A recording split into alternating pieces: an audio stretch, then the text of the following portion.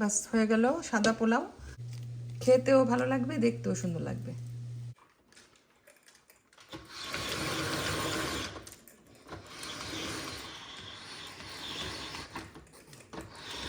Good morning সবাইকে, কেমন আছেন? আমি আলহামদুলিল্লাহ অনেক ভালো আছি। এইমাত্র ঘুম থেকে উঠলাম, রেডি হয়ে নিচে আসছি, চা খাবো, তারপর কাজে চলে যাব। ওয়েদারটা খারাপ না, মনে হচ্ছে সানি হবে। খুবই সুন্দর দিন, ব্রাইট অ্যান্ড সানি। এরকম দেখতে ভালো লাগে, কারণ সকালটা যদি ব্রাইট থাকে, সানি থাকে, তাহলে দিনটা ভালো যায়। সব কিছু ওয়েদারের উপর।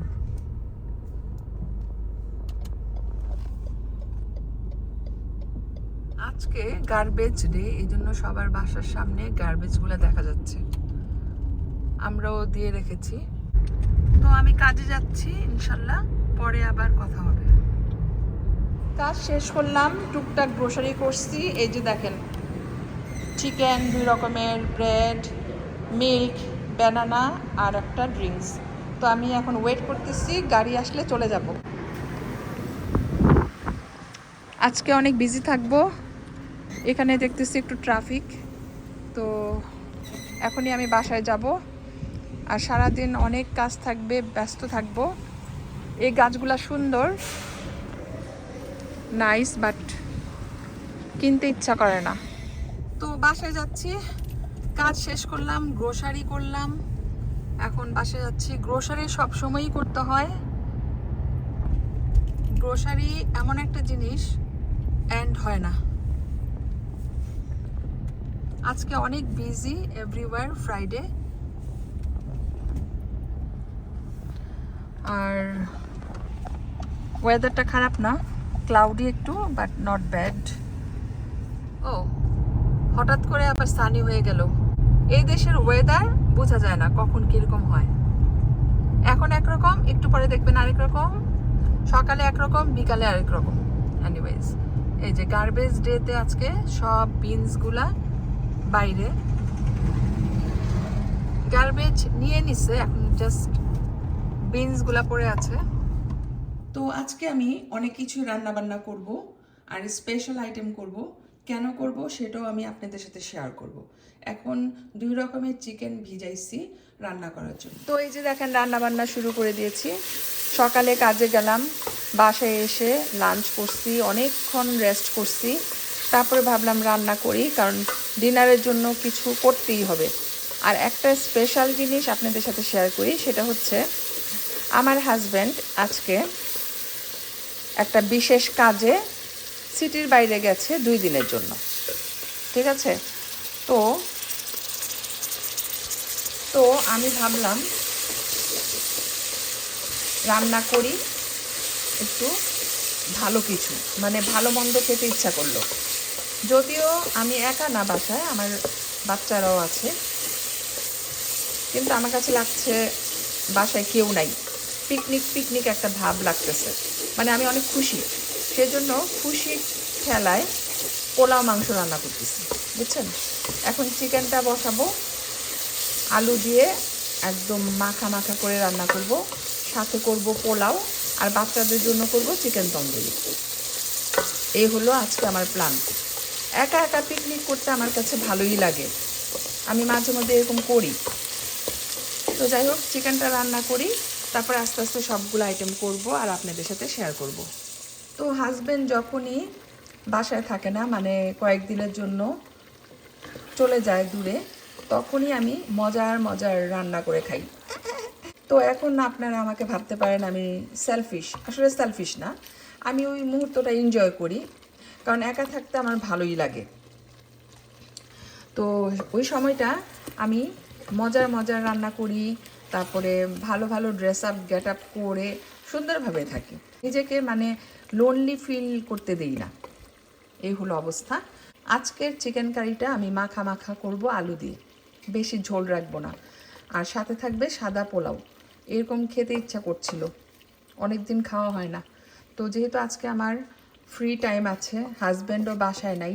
এখন আমাকে আপনারা হয়তো বকা দিবেন, আপনি একটা স্বার্থপর মহিলা, হাজব্যান্ডকে ছাড়া একা একা ভালো কিছু রান্না করে খাচ্ছেন। আসলে ব্যাপারটা সেটা না। ব্যাপারটা হচ্ছে আমি নিজেকে নিজে ট্রিট দিচ্ছি। মাঝে মধ্যে নিজেকে নিজে ট্রিট দিতে হবে,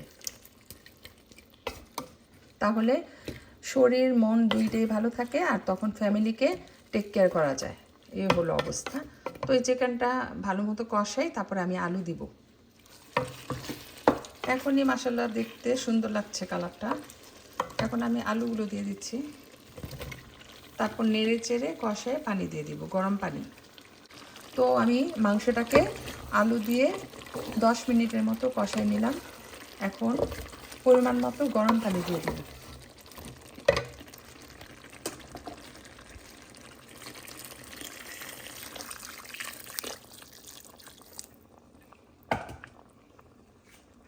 দ্যাটস ইট। এর বেশি পানি দিব না, কারণ আমি একটু ঘন ঘন রাখতে চাচ্ছি তরকারিটা।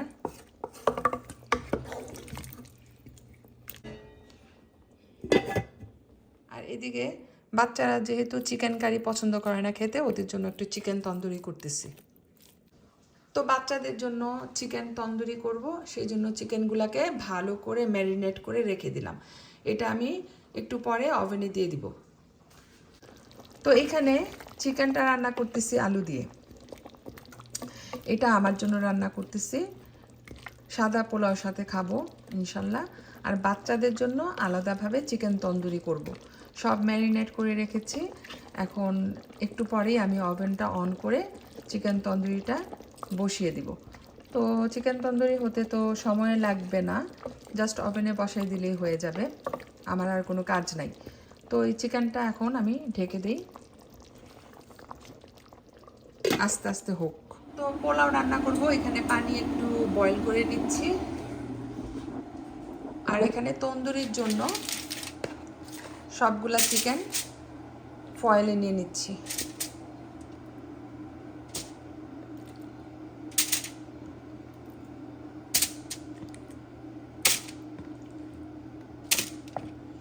বাচ্চাদের জন্য বানাচ্ছি, কারণ ওরা চিকেন কারি পছন্দ করে না, খায় না। সেই জন্য আমাকে আলাদাভাবে ওদের জন্য তন্দুরি বানাতে হচ্ছে।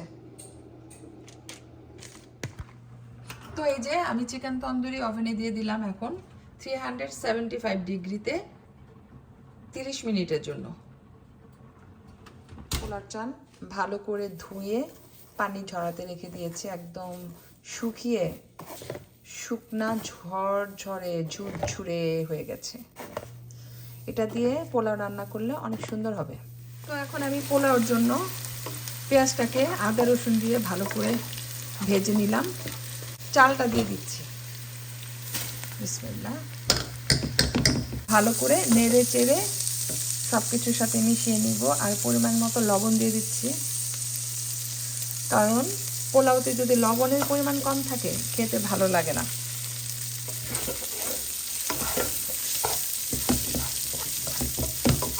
তো পোলাওটা একটু দেখি কি অবস্থা। এরকম গরম গরম সাদা পোলাও আমার অনেক পছন্দ। মাশাআল্লাহ অনেক ঝরঝরা হয়েছে। তো আমি একটু নেড়ে চেড়ে দিই।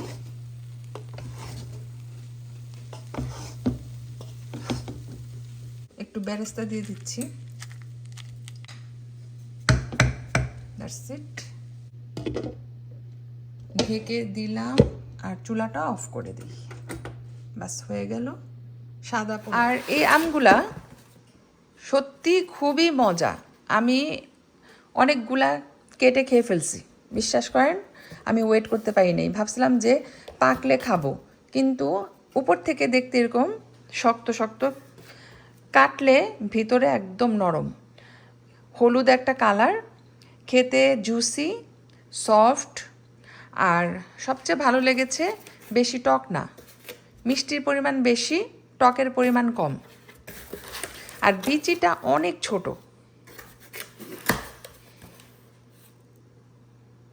আজকেও আমি খাবো আর বাচ্চাদেরকে কেটে দিব, কারণ ওরা ম্যাঙ্গো খুব পছন্দ করে খেতে।